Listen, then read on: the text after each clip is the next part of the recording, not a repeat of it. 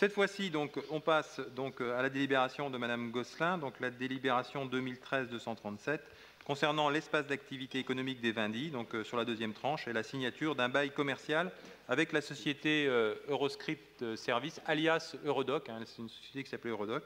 Donc cette société, donc Euroscript Service, donc, qui est d'ailleurs par ailleurs locataire d'un certain nombre de bureaux au sein de la première tranche, a sollicité donc une extension, si on peut dire, du nombre de mètres carrés qui soit mis en location, et il vous est proposé donc de lui consentir un bail commercial d'une durée de 9 ans, donc avec un indice, avec un loyer annuel donc de 44 137,82 € hors taxes par an, et qui va pouvoir évoluer en fonction de l'indice du coût de la construction et de l'habitation.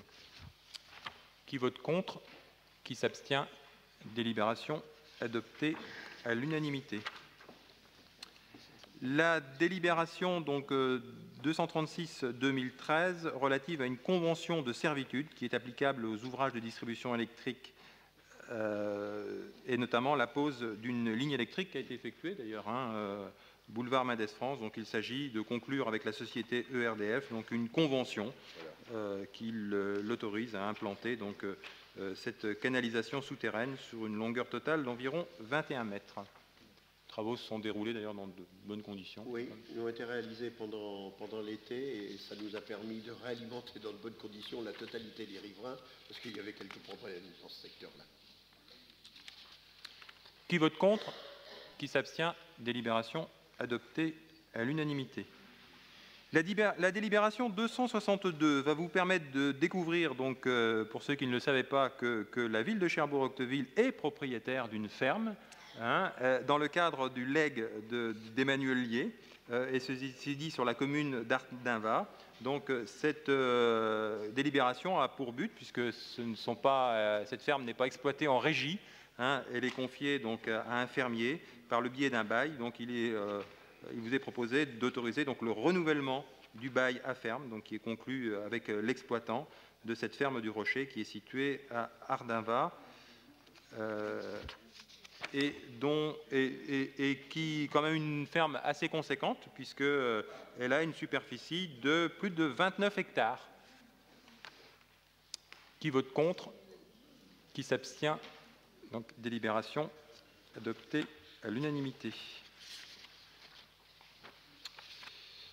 Enfin, donc, la délibération 240, donc c'est une délibération qui va nous permettre peut-être de parler de la situation du groupe Altisia, puisqu'il s'agit de consentir un avenant au bail de la société chapitre.com. Donc vous savez que le groupe Altisia, donc, dont le nom de marque est connu sous le nom de Chapitre, exploite les enseignes Forum et Chapitre.com.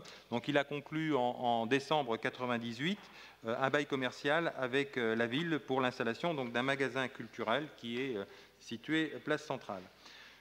En début d'année, donc, le groupe Altisia, et ça s'est confirmé par la suite, nous avait fait part de ses difficultés économiques et qu'il conduisait à faire évoluer, les choses se sont précipitées, à faire évoluer l'organisation des magasins Chapitre pour devenir, d'ici à la mi-mai 2014, des librairies indépendantes.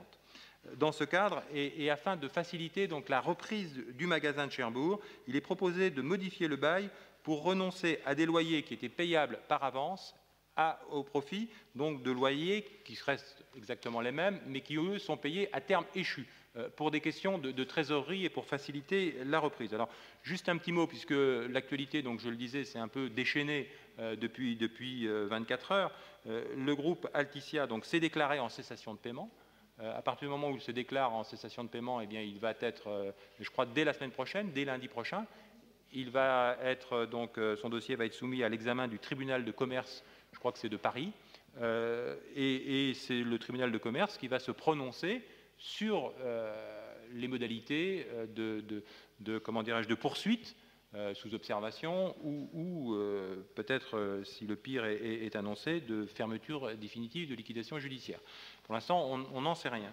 Toujours est-il que cette enseigne donc, possède 57 magasins au niveau national, plus de 1200 salariés. Donc, vous savez que le secteur de la distribution de livres se trouve en très grande difficulté, et notamment, on l'a bien vu avec l'actualité, avec la disparition de Virgin, en ce qui concerne pas que le livre, mais en général un certain nombre de produits qui sont aussi associés, des difficultés au niveau de la FNAC.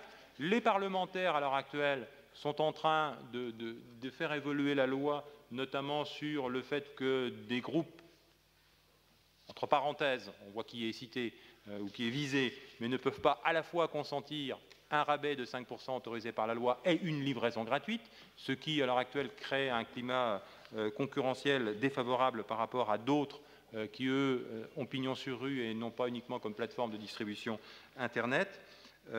Mais tout cela va bien évidemment demander du temps.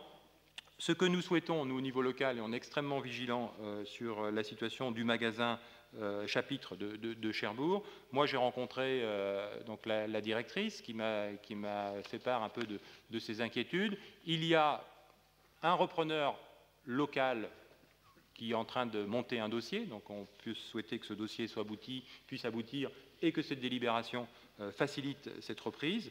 Donc nous sommes extrêmement vigilants, sachant que eh bien, nous souhaitons bien évidemment qu'il puisse y avoir une reprise par un libraire indépendant. Donc l'objectif, et c'était la stratégie du groupe, c'est de dire eh bien, il faut que les 57 soient repris par des libraires indépendants, par des gens, des salariés éventuellement, qui deviennent ainsi libraires indépendants et qui, en tant que libraires indépendants, peuvent bénéficier d'ailleurs davantage que non pas les grands réseaux de distribution, les grands groupes. Donc voilà un peu où nous en sommes, mais c'est vrai que c'est une situation extrêmement délicate, sachant que nous sommes convaincus de la pertinence d'un magasin comme ça en centre-ville, de son attractivité, notamment pour l'ensemble du dynamisme du commerce en centre-ville, et nous mettrons bien évidemment tout en œuvre pour que l'activité se pérennise sur ce site.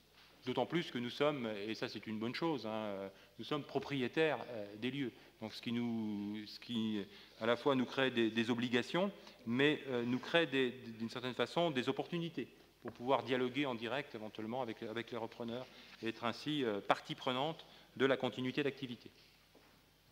Est-ce qu'il y a des commentaires particuliers? Je vous en remercie. Donc ce que je vous propose, c'est de mettre cette délibération aux voix. Qui vote contre?